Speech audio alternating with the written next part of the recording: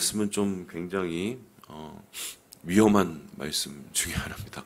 오늘 말씀을 어떻게 전하냐에 따라서 우리 생각이 완전히 달라질 수 있기 때문인데요. 왜냐하면 요즘 특별히 한국 교회가 가장 크게 이 변화를 맞이하고 있는 이슈이기 때문에 그런데 그것은 이제 다른 것이 아니라 그리스도인의 이제 정치 참여입니다. 그리스도인이 정치를 할 수 있을까요? 예수 믿는 사람은 정치를 아니면 하지 말아야 될까요? 정치도 필요한 인간사의 중요한 일이기 때문에 그리스도인을 통해 정치를 하게 된다면 정치가 바르고 깨끗하게 이어지면 그건 좋은 일일 거예요. 그런데 이 정치를 할 때 항상 문제를 우리는 고민을 해야 됩니다. 어떤 문제냐면 이미 교회가 인류의 역사, 그러니까 우리 세계의 역사 속에 저지른 과오예요. 우리가 끔찍한 짓을 했거든요. 어떤 거냐면 여러분 아시는 것처럼 보통 우리 생각에는 우리가 그렇게 옛날에 기도를 했습니다. 하나님 이 나라가 기독교 국가가 되게 해주십시오. 라고 이렇게 기도를 했습니다. 기억하시죠? 그리고 예전에 한 장로님은 그런 식으로 이제 기도를 하셔서 주님 하나님 서울시를 주님께 바칩니다. 이런 기도를 해서 또 그때 한번 난리가 났었던 적이 있어요. 그분 나중에 대통령이 되긴 했지만 그런데 인류의 역사 속에서 교회가 세속 정치에 뛰어들었던 시기가 있었을까요? 없었을까요? 예? 굉장히 많습니다. 굉장히 길어요. 정확하게 따지면은 한 1000년 이상을 교회가 세속 정치를 쥐락펴락한 시기가 있었습니다. 그게 대표적으로 여러분 아시는 것처럼 중세 시대입니다. 중세 시대는 어떤 시대였냐면 이 세속 정치의 왕은 이제 황제 혹은 왕이죠. 그리고 이 교회 정치의 이제 왕은 교황이나 교황을 뜻할 텐데 교황과 세속 정치의 황제가 계속적으로 부딪혀서 심지어는 권력을 가지고 싸움까지 일어났던 시대입니다. 그래서 한때는 카노사의 굴욕이라고 여러분 들어보셨는지 모르겠지만 교황이 왕을 무릎 꿇리고 복종시키기까지 하기도 했어요. 그래서 곧 교회를 다스리는 것이 세상을 다스리는 시대가 우리의 역사 가운데 있었습니다. 그러면 그때야말로 하나님의 나라, 그죠?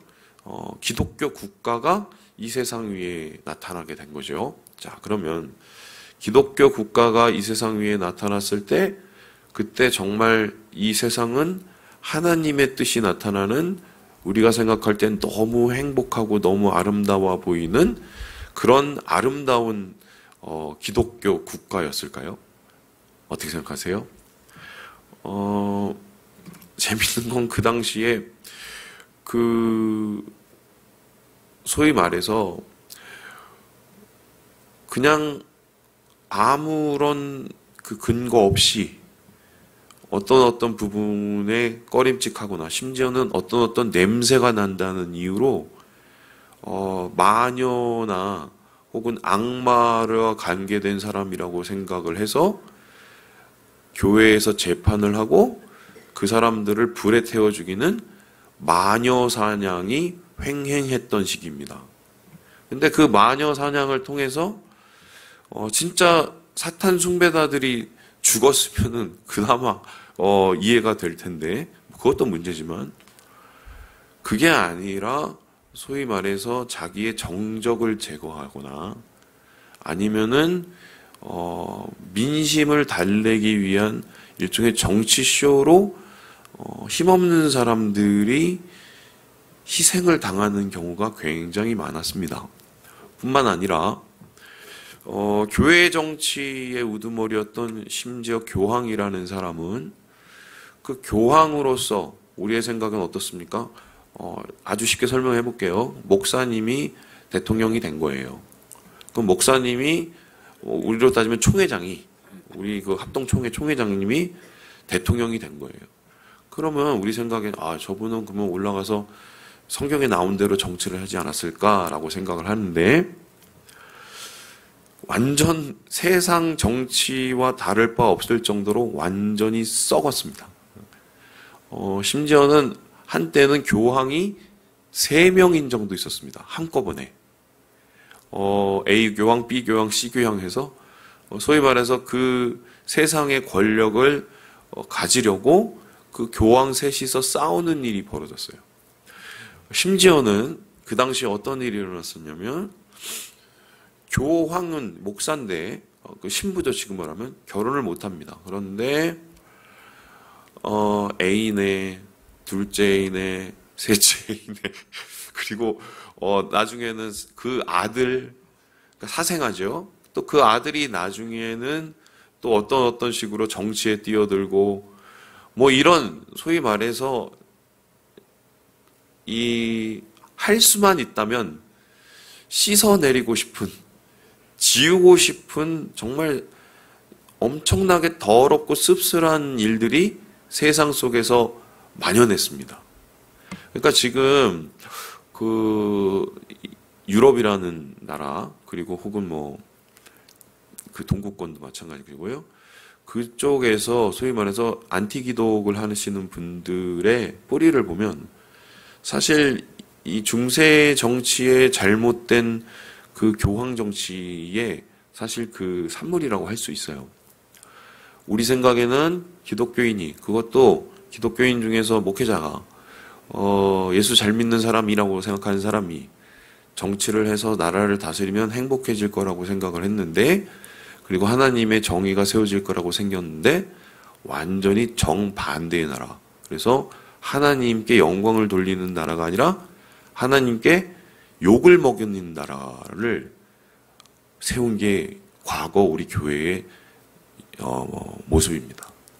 그래서 제가 이 강단에서 항상 말씀을 드리는 게, 교회는 절대로 중도적인 입장을 취해야 된다고 얘기를 하는 것이 어떤 뜻이냐면, 이미 우리가 저질렀던 과거의 과오들이 있기 때문에 그 과오들이 어떻게 이루어지고 어떻게 망가졌는지를 너무 저는 잘 알고 있기 때문에 그런 것이 현실 속에서 되풀이 되지 않기 위해서 계속해서 여러분께 반복해서 말씀드리고 있는 거예요.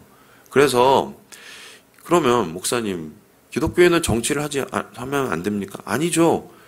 정치에서도 얼마든지 바른 정치, 깨끗한 정치가 필요합니다. 단 우리가 이 민주사회죠. 민주사회에서 잊지 말아야 될 몇 가지 지침들이라고 할까요? 전 그걸 말하고 싶은데, 이 첫 번째로 뭐냐면요, 목사는 정치를 하면 안 됩니다.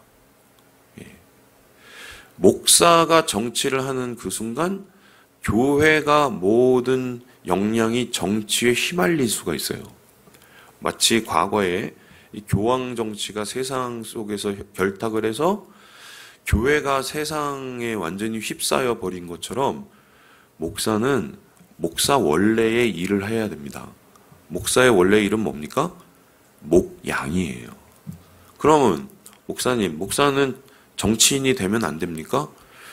정치인이 될 수 있죠. 목사를 그만두고 하면 됩니다.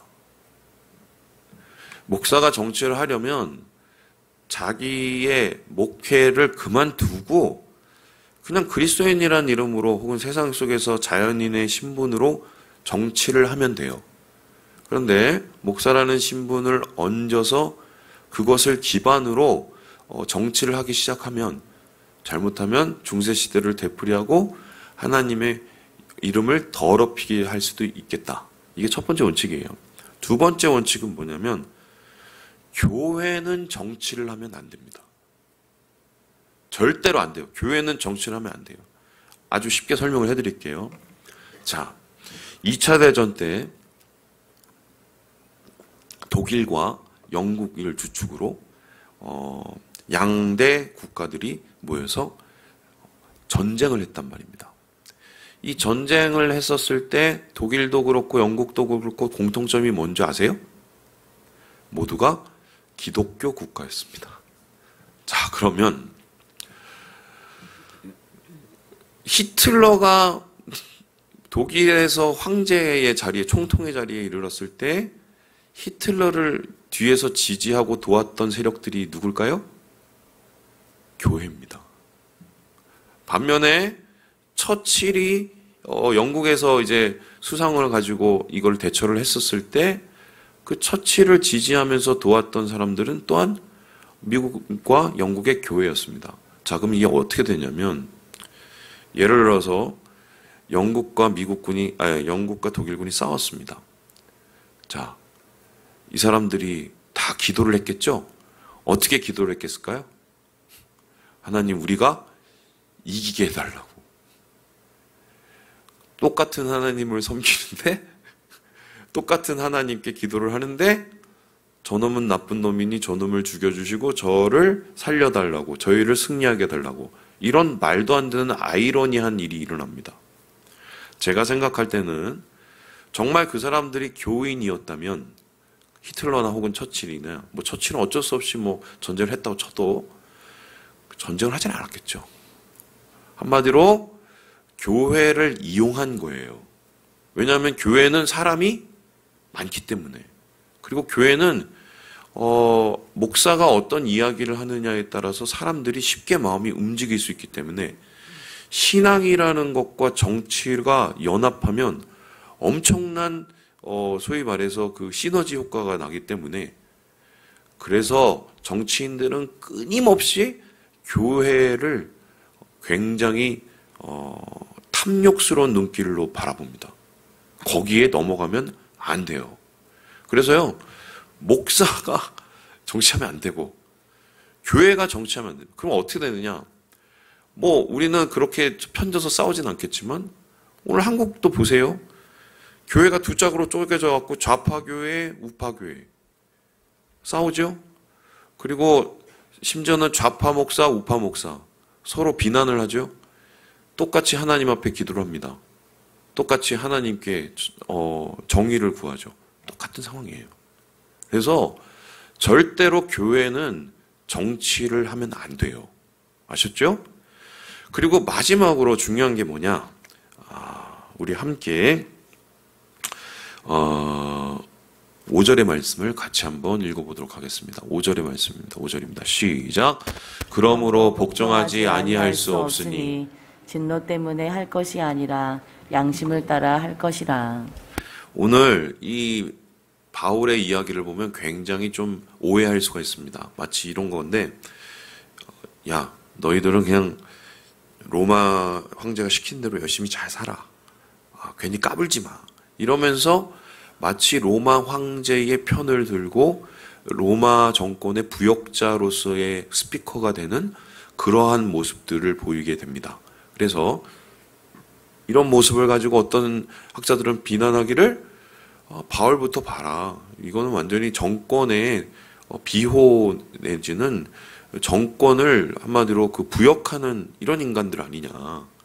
그게 선한 정권이면 모르겠는데 악한 정권이면, 예를 들어서 일본 정권, 군사 정권 이런 경우는 교회가 그런 역할을 한다는 건 말이 안 되지 않느냐. 이렇게 비판을 하시는 분도 있습니다. 그런데 바울이 말하는 것은 그 얘기가 아니에요. 최소한의 질서를 얘기하고 있는 거예요. 아주 쉽게 설명을 할게요. 이 당시에 로마 황제가 기독교인을 좋아했을까요? 싫어했을까요? 싫어했어요. 심지어는 어쩌면은 유대인 그리스도인들을 로마라는 곳에서 다 쫓아내기도 했어요. 그리고 얼마 후에는 바울이 죽고 나면은 이제 그리스도인들을 핍박하고 박해하고 죽이기까지 합니다. 그러면은 바울이 지금 복종하라고 얘기하는 것은 그리스도인들을 탄압하는 그들 정권을 뜻하는 겁니다. 그러면 그러한 역사를 바울이 몰랐을까요? 알았죠. 그럼에도 불구하고 왜 이렇게 복종을 이야기하고 있느냐? 최소한의 질서는 유지가 돼야 되기 때문에요. 기독교인이 정권을 뒤집고 기독교인이 소위 말해서 안정을 해치고 기독교인이 소위 말해서 이 공고한 사회 기반을 무너뜨리는 일을 감당하는 것은 하나님이 원하시는 것이 아니기 때문입니다. 그것을 오늘날로 적용해보면 이런 건데, 예를 들어서 뭐 어떤 분은 진보에 가까우신 분이 있다고 쳐봅시다. 지금 대통령 마음에 안 드실 거예요. 반대로 지난 정권에 굉장히 보수적인 분이 있었다고 한번 생각해 보세요. 지난 정권 그 문재인 대통령을 별로 좋아하지 않았을 겁니다. 그죠? 뭐 민주사니까 욕은 할 수 있죠. 그래도 뭘 해야 되느냐? 기도해 줘야 됩니다. 왜요? 그 사람이 어쨌든 4년을 하고 5년을 해야 되니까요. 그래도 내가 마음에 들지 않는 그 사람이 5년을 하든 4년을 하든지 간에 그 속에서 나라가 안정적으로 그리고 교인들이 신앙을 가질 수 있을 정도로 그렇게 진행이 돼야 되기 때문에 우리는 어쩌면은 이 정치를 권력을 가진 사람들을 위해서 기도를 해야 돼요. 최소한의 이 악은 저지르지 않도록. 그렇죠? 그러다가 혹여나 우리의 신앙적 양심이나 혹은 우리의 신앙 자체를 말살하려고 한다면, 예를 들어서 공산주의 국가라든가 아니면은 예를 들어서 로마 제국의 그 박해 때, 그러면 우리는 목소리는 내야겠죠. 그런데 그 목소리가 폭력적인 방법은 아닙니다. 그리스도인들이 로마 정권에서 어떻게 죽어갔는지를 한번 생각을 해보세요. 칼을 들었나요? 아니에요. 그렇다면은 그리스도인들은 아예 정치하고 무관하게 살라는 소리냐? 정치가 못하는 걸 우리는 해야 됩니다. 그게 뭐냐? 우리 함께 8절을 읽고 마무리해 보도록 하겠습니다. 8절입니다. 시작. 피차 사랑의 빛 외에는 아무에게든지 아무 빛도 지지 말라. 남을 사랑하는 자는 율법을 다 이루었느니라. 정치는 이익을 위해서 합니다. 그죠? 정치인들은 이익을 위해서 합니다. 자기를 지지하는 세력의 이익을 대변해주기 위해서 있는 게 정치인들이에요. 그런데 정치인들이 못하는 게 뭐냐? 사랑하는 일을 못합니다. 사랑은 때로는 이익과 반대로 갈 수 있기 때문이죠. 이 세상에 이익을 위해서만 살아가는 사람만 있다면 아마 세상은 굉장히 흉흉해지고 세상은 굉장히 강팍해질 거예요. 하지만 그러한 많은 나쁜 정치들이 만들어낸 그런 빈칸들, 그러한 사회적인 갭들을 사랑으로 채워나가는 일을 하는 사람들이 누구다? 바로 그리스도인들이에요. 그러면은 로마 시대 때, 이 바울 시대 때 그리스도인들이 뭘 했습니까? 강가에서 던져져서 죽어가는 사생아들을 데려다가 키웠어요. 그리고 소위 말해서 버려지고 사람들한테 냉대받는 과부와 고아들을 자기 공동체로 데려와서 먹였어요. 그거는 정치인들이 죽었다 깨도 못하는 일입니다. 그런데 이 사회에 정치보다 훨씬 더 중요한 일입니다. 그걸 누가 했다고요? 교회가 했어요.